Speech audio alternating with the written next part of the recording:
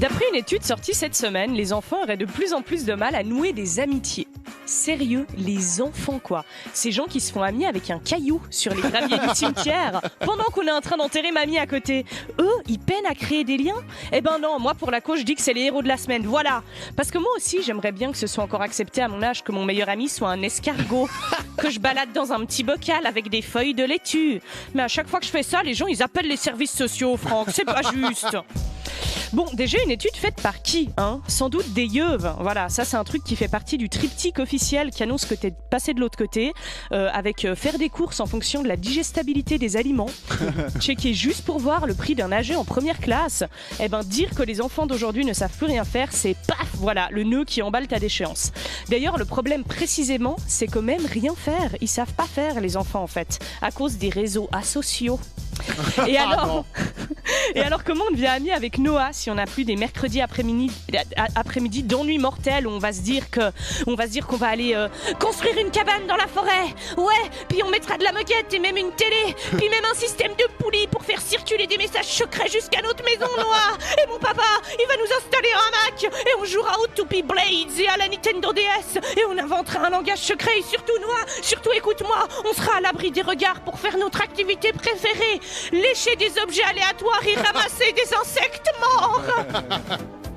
Parce qu'en vrai, l'âge adulte, ce que ça nous apprend au-delà de bander sur un airfryer et une nuit de plus de 8 heures de sommeil, c'est qu'il n'y a pas d'autre endroit pour se faire des amis que l'enfance. Voilà, mission impossible, passer la scolarité.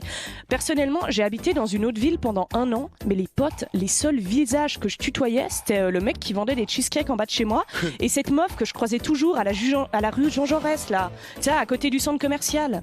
Ouais, bon, ok, c'est un miroir. Et ouais, bon, ok, c'est vrai, des fois je m'arrêtais pour discuter avec elle, mais faut se rendre compte qu'à ce stade, j'étais juste inquiète pour la viabilité de mes cordes vocales. Mais comment on est censé rencontrer des gens quand on connaît pas les gens ?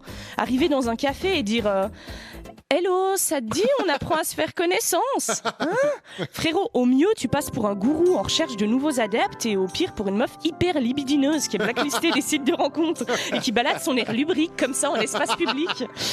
Moi, j'en arrive à penser que le seul miracle que Jésus ait accompli, la réelle raison pour laquelle on va se geler le cul dans des églises, c'est le fait d'avoir encore 12 potes passé la trentaine. Quel exploit, putain, 12! Mais même sur WhatsApp, je communique pas avec 12 personnes. Et d'ailleurs, ça nous prouve bien qu'un repas, c'est encore le dernier truc qui s'organise passer 30 berges. Bouffer du pain, boire du pinard, rentrer une heure raisonnable, se faire trahir par ton pote qui t'a encore vendu aux autorités religieuses pour 30 écus. Voilà, ça c'est le max que peut t'apporter un samedi soir. Mais c'est vrai qu'on a aussi tendance à oublier que les amis qu'on se fait enfant deviennent nos amis d'enfance. Tu sais, ces gens qui ont des trajectoires de vie entièrement bifurquées des nôtres. Moi, j'ai des potes qui se baladent en attaché case, d'autres pieds nus en faisant des années sab au Nicaragua. Bah, c'est sûr que si je les rencontrais aujourd'hui, mais mon Dieu, ce que je les trouverais cons, quoi. Et pourtant, qu'est-ce que je les aime ? Parce qu'ils sont les témoins de mes premiers fous rires. C'est un peu comme mes vieux cahiers scolaires. Même s'ils sont un peu foutus, bah, ils restent vraiment précieux. Et ce lien indéfectible, je pense qu'il trouve ses racines dans cet événement immuable qu'on a vécu. Tu sais, quand on a été lécher des trucs là, puis qu'on a ramassé des insectes morts ensemble.